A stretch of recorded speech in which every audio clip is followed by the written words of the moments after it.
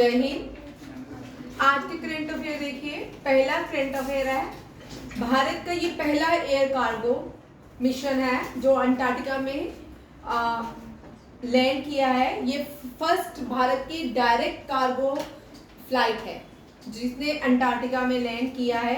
और ये उड़ान कौन सी एयरपोर्ट से भरेगी अंटार्कटिका के लिए? That is a Manohar international airport, Goa.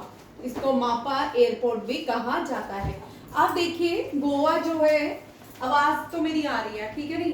Goa जो है पास से बोलूंगी, वहां जाती तो आवाज ब्लर आ रहा है। गोवा जो है ये जो मनोहर पर्रिकर है, ये हमेशा एक करंट अफेयर रहेंगे क्योंकि जो उड़ी स्ट्राइक हुई थी, भारत में जो पहली स्ट्राइक की थी उड़ी स्ट्राइक, तब डिफेंस मिनिस्टर भारत के मनोहर पर्रिकर थे। कौन थे? Manohar Parrikar. Very important question है। मनोहर पर्रिकर बहुत IIT पास आउट थे और बिल्कुल सिंपल लिविंग इंसान थे। इनसे लोग बहुत इंस्पायर्ड हैं। यंग एज में इनकी डेथ हो गई है। तो Manohar Parrikar longest serving chief minister of Goa भी रह चुके हैं।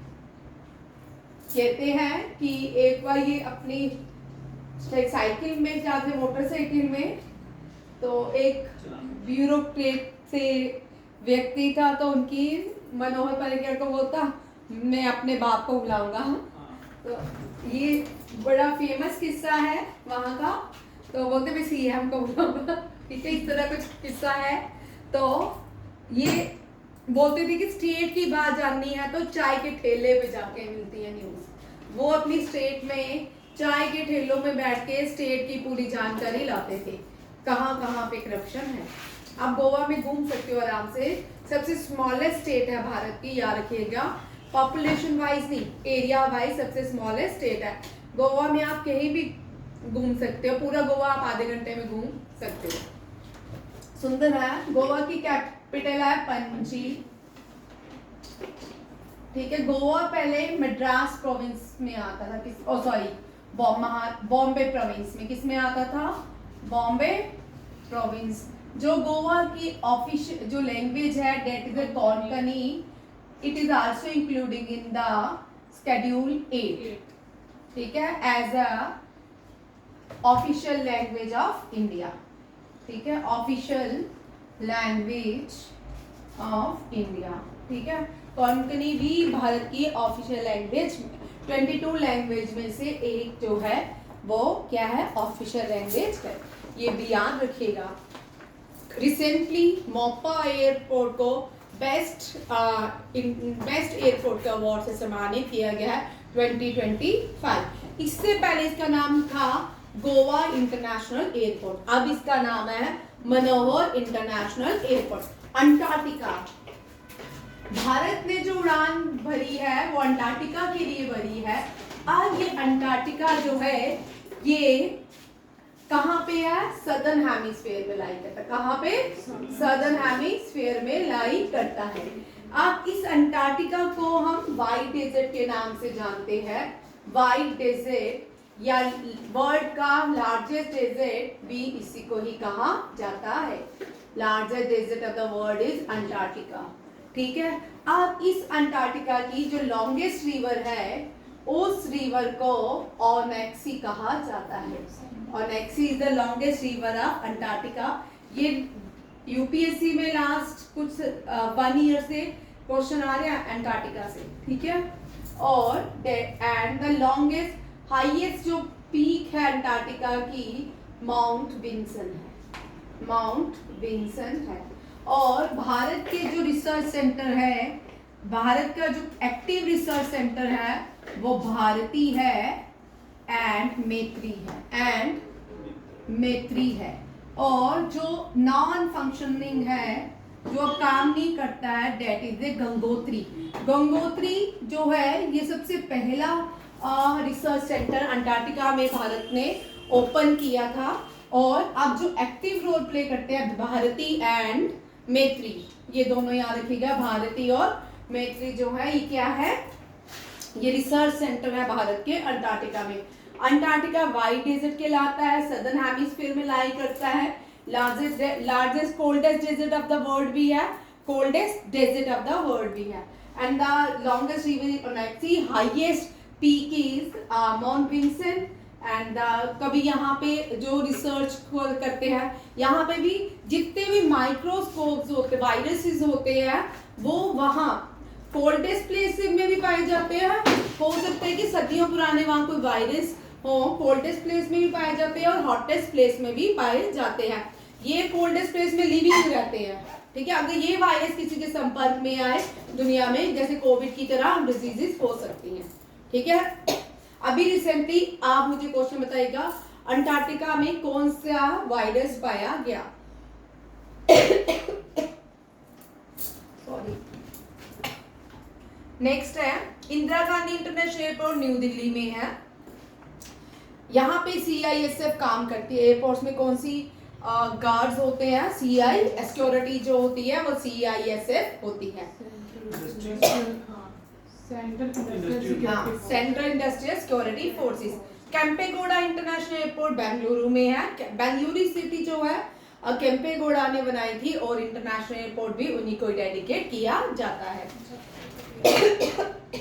छत्रपति शिवाजी महाराज इंटरनेशनल एयरपोर्ट मुंबई में है। कहाँ पे है?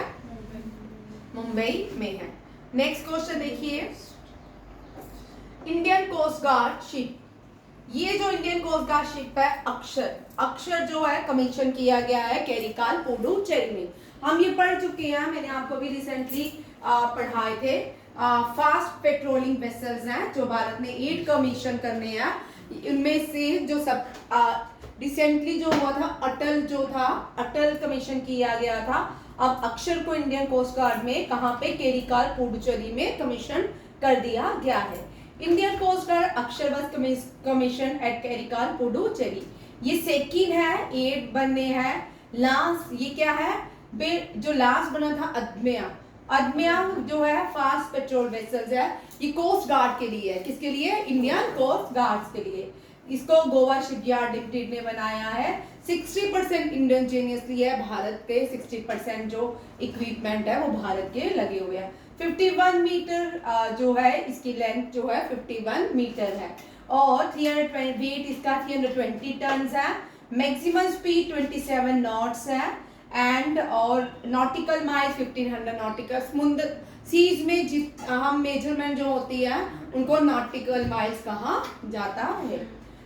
ये जो है इसमें जो क्या क्या लगाया गया? 30 mm गन लगाई गई है, 12.7 mm stabilised remote control guns भी इसमें इंस्टॉल की गई है और ये कैरिकाल पुडुचेरी में इसको कमीशन किया गया है जो ईस्टर्न कोस्ट में भारत के लाई करता है। ठीक है, ये सारे क्वेश्चन है। नेक्स्ट क्वेश्चन देखिए, वेरी इंपॉर्टेंट क्वेश्चन है, ये मैंने थोड़ा सा ऐड किया। ठीक है, ये इंपॉर्टेंट इसलिए है, ये छूट गया था मुझसे। Roman Magsaysay award, Roman Magsaysay award जो है फिलीपींस में दिए जाते हैं। कहाँ दिए जाते हैं? फिलीपींस में। और इनको नोबेल मैग्सेसे अवार्ड को एशिया का नोबेल प्राइज कहा जाता है। फर्स्ट भारतीय कौन था? वेरी इंपॉर्टेंट क्वेश्चन, एक लास्ट ईयर, हाँ, विनोबा भवे। विनोबा भवे की मूवमेंट, क्वेश्चन बड़ा इंटरेस्टिंग था कि विनोबा भवे को मैग्सेसे अवार्ड किस अचीवमेंट के लिए दिया गया और वो कौन सी डिस्ट्रिक्ट के लिए दिया गया। वो जो विनोबा भवे जो है फेमस फॉर भूदान मूवमेंट। किसके लिए? भूदान। ठीक है, भूदान मूवमेंट की थी विनोबा भवे ने आफ्टर इंडिपेंडेंस और इसके लिए जाने जाते हैं। इसके लिए इनको मैग्सेसे अवार्ड दिया गया। और अब आप मुझे कल बताइएगा डिस्ट्रिक्ट का नाम क्या है। मैं जो भी क्वेश्चन पूछ रही हूँ आप मुझे कोई भी आंसर, मेरे पीछे वाले कोई भी क्वेश्चन के आंसर नहीं लिख के ला रहे। ठीक है, ध्यान रखिएगा। अब जो है फर्स्ट इंडियन, आप इनमें से क्वेश्चन लिखिए। First Indian to get Magsaysay award was male, first male. ठीक है, first male to get Magsaysay award was Vinoba Bhave, and first female MS Subbulakshmi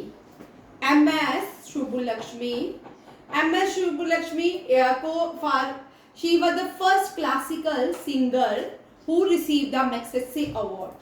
She was the first classical singer from Bharat and get Magsaysay Award. And the first IPS officer to get Magsaysay Award, Kiran Bedi. कौन थी? किरण बेदी. ये याद रखिएगा, किरण बेदी. ठीक है. केजरीवाल को भी Magsaysay award मिला है. ठीक है. केजरीवाल को भी RTI जो भारत में लाई है वो केजरीवाल की वजह से ही आई थी और उसके लिए उसको मैग्सेसे अवार्ड से सम्मानित किया गया है. MS सुब्बुलक्ष्मी और Mother Teresa was the first female, sorry ये भूल गया मुझे. Mother Teresa was the first female to get Magsaysay award and the first classical singer to get the Magsaysay award MS Subbulakshmi. MS Subbulakshmi also receive Bharat Ratna award. ठीक है. Kiran Bedi first IPS female है भारत की, किरण बेदी, और उसको क्या मिला था? Magsaysay award. किरण बेदी की भी आप ऑटोबायोग्राफी पढ़ सकते हो, इंटरेस्टिंग है. ये मैंने जो बाहर पढ़ी है, ये मैंने पता नहीं कॉलेज के टाइम पढ़ी थी, फर्स्ट ईयर थी तब पढ़ी थी. ये मैं चाचू ने गिफ्ट की है. ये बाहर पढ़ के मेरे चाचू ने गिफ्ट की थी बर्थडे में. मैं वो ली थी बर्थडे के लिए ली थी और पढ़ी नहीं, अभी आधी पढ़ी. हाँ अच्छी है. इसमें 2-3 चीजें बड़ी अच्छी है. उसने बताया कि लड़ाई जो होती है, हाँ, बट इसने बताया कि जो ट्रैफिक में एक आर्टिकल बड़ा अच्छा था ट्रैफिक वाला, कि ट्रैफिक को कैसे कंट्रोल किया है, पढ़ना अच्छा है. ठीक है. नेक्स्ट देखिए, ये जो क्वेश्चन है मैग्सेसे अवार्ड का, इस नॉन प्रॉफिट ऑर्गेनाइजेशन. आपको नॉन प्रॉफिट ऑर्गेनाइजेशन बतानी है भारत की. ये मुस्लिम लेडी है. ये क्या करती है? गांव से जो लोग स्टीरियोटाइप्स होते हैं, लड़कियों को पढ़ने नहीं देते, बॉयज को आगे करते हैं, रूरल्स में, अर्बन्स में, उन लोगों को उठाती है और उनको एजुकेशन की तरफ ले जाती है. इसका नाम है सफीना हुसैन. क्या नाम है? सफीना हुसैन. सफीना हुसैन की ये नॉन प्रॉफिट ऑर्गेनाइजेशन है जिसका नाम educated girl receive the Raymond Magsaysay award in 2025. यहाँ लिखा भी है मैंने इसके बारे में. Educated girl become the first Indian organisation to receive the Roman Magsaysay award for its works in girl education. Reason क्या था? What is the reason? Awarded for its pioneering work in challenging culture stereotypes and advancing girl education in India by mobilizing communities to enroll and retain girls in school. ठीक है. And founded by Safina Hussain in 2007. And Nobel Prize also known as the Magsaysay Award is also known as the Asia's Nobel Prize. ठीक है. ये अब यहाँ पे जो question important क्या आता है, एजुकेटेड गर्ल, ये कहाँ सफीना हुसैन ने भारत की कौन सी स्टेट में स्टार्ट किया? Rajasthan. Area of the work started in Rajasthan, expanded to educationally disadvantages rural area across India. ज्यादातर गांव में राजस्थान में आज भी स्टीरियोटाइप लोग जो हैं वो पाए जाते हैं. बट आपको हैरानगी होगी, बाल विवाह जो है सबसे ज्यादा अफ्रीकन कंट्रीज में किया जाता है, इंडिया में नहीं किया जाता है. नेक्स्ट देखिए, very important question. Who has been appointed as a executive director at the international Monetary Fund. International Monetary Fund का इंटरनेशनल मॉनेटरी फंड में रिसेंटली किसको अपॉइंट किया गया as a executive director? Urjit Patel. कौन है? उर्जित पटेल. और जो इंटरनेशनल मॉनेटरी फंड जो है, ये जो इंडिया के या इंडिया कौन कौन से कंट्रीज को ये लुक आफ्टर करते हैं, ये these countries are Bangladesh, Sri Lanka, Bhutan. ये क्वेश्चन बड़ा इंपॉर्टेंट है. आपको क्वेश्चन ट्विस्ट, उर्जित पटेल 2016 या 17 में RBI गवर्नर थे. आपको ये क्वेश्चन नहीं पूछेंगे RBI गवर्नर जो उर्जित पटेल थे, इनको अभी रिसेंटली क्या अपॉइंट किया? Executive director. यहाँ पे शिफ्ट कर देंगे क्वेश्चन को. ये क्वेश्चन बनेगा कि इनको कौन कौन सी कंट्रीज का हेड बनाया गया है. These countries R India, Bangladesh, Sri Lanka and Bhutan. ये तीनों याद रखिए. भूटान जो है दुनिया की नॉन कार्बन फ्री कंट्री है. ये कार्बन फ्री कंट्री है भूटान. इसमें 0% कार्बन पाया इमिशन होता है. और इंडिया जो है, इंडिया की जो डेडलाइन है 2070 तक भारत जो है कार्बन फ्री हो जाएगा। लेट्स सी, आप होंगे, हम नहीं होंगे। 27 के साथ हम भी पता नहीं होंगे नहीं होंगे। चलो let's see, international Monetary fund जो है ये क्या है? ये इंटरनेशनल मॉनेटरी फंड को ब्रिटेन वुड में बनाया गया था। ब्रिटेन वुड जब बनाई गई थी वर्ल्ड बैंक के लिए, तो वहां पे इंटरनेशनल मॉनेटरी फंड को भी ऑर्गेनाइज किया गया। But later international Monetary fund जो है इससे अलग हो जाता है और अपनी अलग से एक संस्था बनाता है। रिसेंटली आपने ऑपरेशन सिंदूर में देखा, पहले इंटरनेशनल मॉनेटरी फंड ने 2020-21 में पाकिस्तान को बंद कर दिए थे इसको फंडिंग देना, क्योंकि इनके लिए ऐसा नहीं होता कि आओ मेंबरशिप ले लो, ऐसा नहीं होता कि हर एक कंट्री को, जैसे मैंने आपको बताया कि कुछ लोग शेयर करते हैं, कुछ भी ऑर्गेनाइजेशन बनाते हैं, उसमें कंट्रीब्यूट किया जाता है। इसमें बड़े सालों से पाकिस्तान ने कंट्रीब्यूट नहीं किया था, लोन लेता जा रहा था और उनको कुछ भी नहीं देना था उसके बदले, और इंटरनेशनल मॉनेटरी फंड ने पाकिस्तान को बैन कर दिया। बट रिसेंटली हमने देखा डोनाल्ड ट्रंप ने इंटरनेशनल मॉनेटरी फंड में और ड्यूरिंग ऑपरेशन पाकिस्तान को लोन दिया गया। ये भी याद रखना है, ये बड़ी इंपॉर्टेंट, ये इसके साथ ये करंट अफेयर ये भी इंक्लूड होगा कि इंटरनेशनल मॉनेटरी फंड ने कौन सी कंट्रीज को रिसेंटली लोन दिया ड्यूरिंग ऑपरेशन सिंदूर। ठीक है, ये इंडिया में इंटरनेशनल मॉनेटरी फंड जो है इसके जो चेयरमैन बनाए गए हैं कौन है? उर्जित पटेल। उर्जित पटेल जो थे वो फॉर्मर आरबीआई गवर्नर रह चुके हैं। इंटरनेशनल मॉनेटरी फंड एक इंटरनेशनल फाइनेंशियल इंस्टीट्यूट है जो एजेंसी मानी जाती है, एजेंसी है, ठीक है, यूनाइटेड नेशन की, ना कि ये यूनाइटेड नेशन की ऑर्गन है, ना ही बॉडी है। क्या है? एजेंसी है। इसका हेडक्वार्टर, वर्ल्ड बैंक का headquarter Washington DC, international Monetary Fund का हेडक्वार्टर वाशिंगटन डीसी, दोनों का हेडक्वार्टर कहाँ पे है? वाशिंगटन डीसी में, याद रखिएगा। इसमें मेंबर 191 मेंबर्स हैं। इसका एम, अब आपको इंटरनेशनल मॉनेटरी फंड से लड्डू क्वेश्चन तो नहीं पूछते आजकल, यहां से उठाएंगे, ठीक है। अब ये वाले पॉइंट्स आपको याद करने हैं। ये पॉइंट्स हैं, एम क्या है? Working to foster global monetary corporation, ठीक है। और इसके ऑब्जेक्टिव देखिए क्या क्या ऑब्जेक्टिव्स हैं। These are the objectives such as secure financial stability, facilitate international trade, promote high employment, sustainable economic growth and reduce poverty around the world। कोई बात नहीं, around the world, ये सब याद रखिएगा, ठीक है। ये इंपॉर्टेंट, आपको अगर बैंकिंग की तैयारी करनी है आपको ये नहीं पूछेंगे इंटरनेशनल मॉनेटरी फंड का हेडक्वार्टर कहाँ पे। यहाँ पे जो ऑब्जेक्टिव्स हैं, इसके एम्स हैं, सारी की सारी जितनी ऑर्गेनाइजेशन है, चाहे वो सार्क है, चाहे बीमस्टेक है, चाहे एडीबी है, एआईबी है, ये जो ऑर्गेनाइजेशन है इनके ऑब्जेक्टिव पूछे जाते हैं। What is the objective of SAARC, what is the objective of BIMSTEC. Member countries काम पूछते हैं, ठीक है। अब मेंबर पूछते हैं जेकेएसएसबी एसआई एग्जाम में, जो एसआई वाला एग्जाम होगा उसमें मेंबर्स पूछेंगे, बट जो बैंकिंग का एग्जाम होगा या एनडीए या सीडीएस को होगा तो ऑब्जेक्टिव पूछेंगे। समझ आया? हर एक एग्जाम का अलग अलग पैटर्न होता है पूछने का। आपका एसएससी सीजीएल होगा तो आपको सीधे हेडक्वार्टर्स पूछेंगे या मेंबर्स पूछेंगे या करंट चेयरमैन पूछेंगे। 3 क्वेश्चन, हर एक पेपर का अलग अलग पैटर्न है हर एक क्वेश्चन को पूछने का। तो जो बैंकिंग और सीडीएस रहता है ना उसमें डिफिकल्ट रहता है। जो लेवल ऑफ करंट अफेयर होता है या इन ऑर्गेनाइजेशन का होता है वो थोड़ा हाई होता है, हाई पिच में लिया जाता है।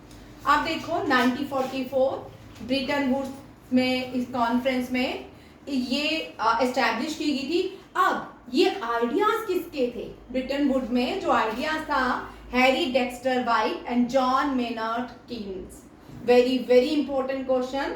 Harry Dexter white and John Maynard Keynes का ये आइडिया था टू एस्टैब्लिश या वर्ल्ड बैंक या international Monetary Fund. International Monetary fund 1945 में एग्जिस्टेंस हुआ। 29 मेंबर्स, ओरिजिनेट मेंबर भी पूछते हैं। जैसे यूनाइटेड नेशन के ओरिजिनल मेंबर जिन्होंने सिग्नेचर किए थे दे वर 54, ठीक है। अब यहाँ भी पूछ सकते हैं यहाँ पे कितने मेंबर्स ने सिग्नेचर किया। These are 29 countries and the goals are reconstructing the international monetary system.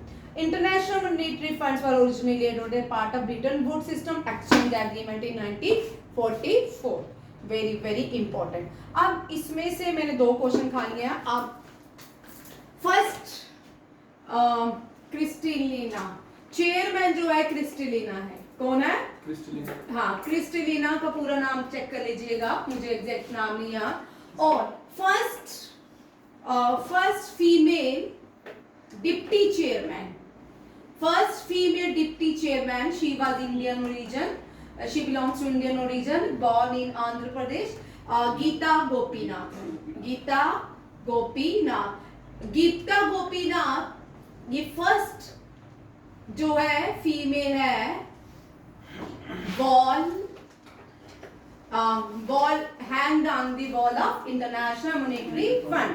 ठीक है, ये पहली फीमेल है जिसकी पिक्चर्स को इंटरनेशनल मॉनेटरी फंड की वॉल पे लगाया गया। इससे पहले जो इंडियन रघुनाथ राजन, वेरी गुड, रघुनाथ राजन, ठीक है, ये फर्स्ट मैन है, ये फर्स्ट मेल है जिनको international wall of the honour दिया गया है। और फीमेल, ये फर्स्ट फीमेल भी यही है और फर्स्ट इंडियन ओरिजिन से बिलोंग करती है, गीता गोपीनाथन। रिसेंटली गीता गोपीनाथन को फिर से अपॉइंट किया गया, but she was design to International Monetary Fund back to the universities. बड़े सारे रीजन होते हैं। नेक्स्ट क्वेश्चन है, इस साल अक्टूबर, नवंबर, दिसंबर, मैं आपको बता दूं इनकी डेट्स जो होती हैं। अब अक्टूबर, नवंबर, दिसंबर, जनवरी, फेब, मार्च, अप्रैल, इनमें फेस्टिवल्स, डे एंड थीम्स, इनमें से 100% क्वेश्चन आते हैं। अब जो एग्जाम्स होंगे जैसे अक्टूबर के बाद टिल अप्रैल तक जितने भी एग्जाम होंगे, ये 2 क्वेश्चन कॉमन है, इनमें सारे याद करने हैं। पहले मैंने आपको इससे पहले डे और थीम्स नहीं करवाए, इतना प्रेशर दिया, अब मैं दूंगी day and themes and festivals के ऊपर, क्योंकि क्वेश्चन आता ही आता है हर 6 मंथ के बाद। अक्टूबर से लेके अप्रैल तक 6 मंथ होंगे, 6 मंथ में फेस्टिवल्स और 6 मंथ में डेज एंड थीम्स सबसे इंपॉर्टेंट होते हैं और वो एग्जाम में ये पैटर्न है। और अप्रैल के बाद आपको जो एग्जाम होता है उसमें फेस्टिवल बहुत काम आते हैं, सिवाय एनडीए सीडीएस में वो हिस्ट्री से क्वेश्चन लेते हैं फेस्टिवल का, या करंट अफेयर कैसा उठाते हैं हिस्ट्री में, वो बच्चे कर नहीं पाते हैं। क्वेश्चन देखिए, international day of the girl child. अब गर्ल दो नेशनल जो है गर्ल चाइल्ड दिवस, नेशनल गर्ल चाइल्ड डे जो है वो जनवरी में सेलिब्रेट किया जाता है। वो किसकी बर्थ एनिवर्सरी होती है? सावित्रीबाई फुले की। सावित्रीबाई फुले की बर्थ एनिवर्सरी में इंडिया जो है नेशनल गर्ल चाइल्ड दिवस या डे मनाता है। बट ये गर्ल चाइल्ड डे है, इसका थीम है the girl I am, the change I lead, girl on the front lines of crisis, ये इसका थीम है। ये सारे भी थीम्स इसी मंथ के ही डेज के हैं, एक एक करके देखते हैं क्या है।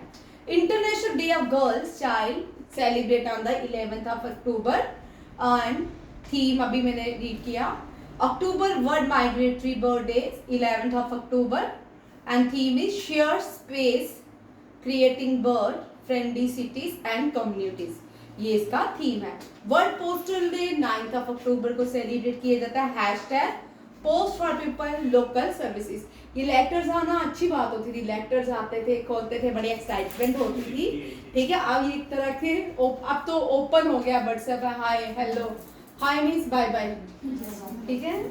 World Mental Health Day theme, हमारे यहाँ पे कोई मर जाता तो हम बोलते हैं हाय मर गया, देखो अपनी और हमारे यहाँ पे कोई मर जाता है हम उसे हाय गया, ठीक है। तो but Britishers hi, hi means hello says, ठीक है। एक तेलुगु में वर्ड है, वैसे हम उसको गाली निकालते हैं नॉर्थ इंडियंस, नॉर्थ इंडियन हम उसको गाली निकालते हैं, गंदी गाली है, बट तेलुगु में उसका मतलब है वेलकम, अजीब से उसका गुड गेस्चर है, वेलकम। गाली दे रहे मुझे?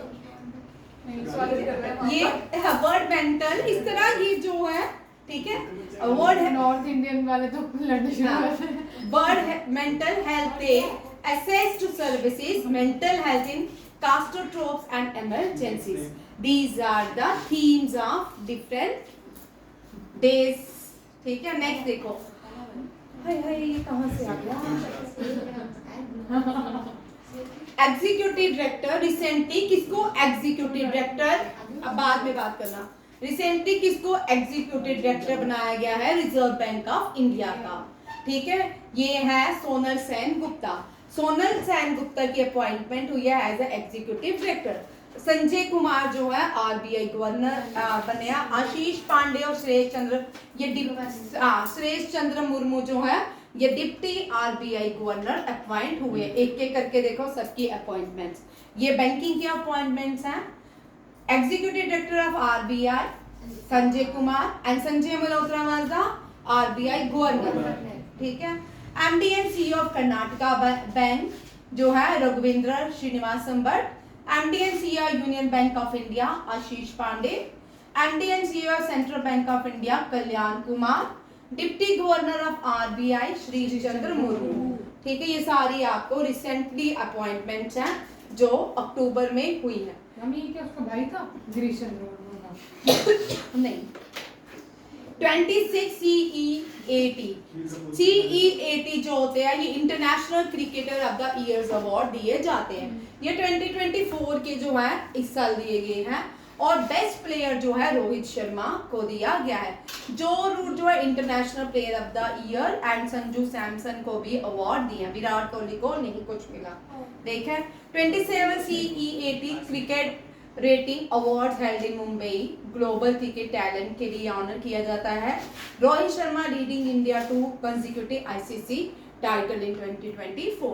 नेक्स्ट देखो जो रूट जो है international cricketer of the year Brian Lara, आपने नहीं उनको खेलते हुए देखा, बहुत अच्छा खेलते थे, ठीक है। अब शायद अफ्रीकन कंट्रीज खेलती है, south Africa.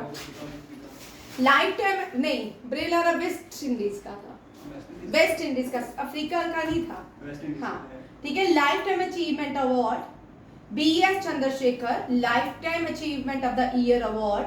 Sanju Samson T21 batter of the year. Smriti Mandhana women batter of the year. मेरा एक बैच था 2019 में एनडीए का, वो ऑलमोस्ट सब बच्चे सुंदरबनी के बड़े सारे उसमें से बच्चे थे, तो सब अच्छे को उसमें से कोई सब इंस्पेक्टर बन गया, मतलब ऑलमोस्ट सब इंस्पेक्टर अच्छे बच्चे थे। उन सबको ना ये वाले क्रिकेटर्स के प्लेयर्स के फीमेल क्रिकेटर सब पता है। तो उन दिनों में ही इतने क्वेश्चंस आते थे फीमेल क्रिकेट का। वो फैन भी थे, स्मृति मंदाना, एक दो और भी लोग थे, तो उन दिनों में इतने क्वेश्चन सारे मुझे याद हो जाते थे। वो बच्चों में दो बड़ी मैंने अच्छी बात देखी, एक तो ये था, दूसरा वो लॉन टेनिस गेम्स बड़ी देखते थे वो बच्चे। लॉन टेनिस का भी उनको बड़ी नॉलेज थी। जब भी एक का नाम है जोकोविक, प्लेयर का नाम है जोकोविक है। उनके स्टार्टिंग में डी लगाते हैं। मैंने जब पहली बार उसका नाम लिया तो मैंने डी जोकोविक बोला, फिर उन बच्चों ने जब मैम का नाम जोकोविक है, डी जो है साइलेंट है, कुछ याद आ जाती है। जब मैं ये बना भी दी थी तभी उन बच्चों की याद आई, ठीक है, अभी याद आ गया, ठीक है। First female bowler of the year Deepti Sharma. Emerging player of the year Angkrish Raghuvanshi. Award for outstanding leadership Temba Bavuma. ये करने हैं भाई, ये मैच में आएंगे, ठीक है, मुस्कान ये लिखने हैं। बेस्ट नोटबुक बन रही है। Best male test bowler of the year Prabath Jayasuriya, ये जयसूर्या श्रीलंकन है। Best male test cricketer Harry Brook and best CEAT domestic cricketer of the Harsh Dubey. और स्नेहा महाराज जी, आप ये मत सोचना कि बहन की शादी है तो कॉपी शॉपी काम नहीं करे, बरखत तेरा कर लेगी 2-4 दिन, ठीक है। हमें बुलाया स्नेहा जी, मैं जा रहा हूं। Good day. मैं भी चलूंगी, अकॉर्डिंग टू वर्ल्ड बैंक चलूंगी दोपहर को सामने। According to world bank 2020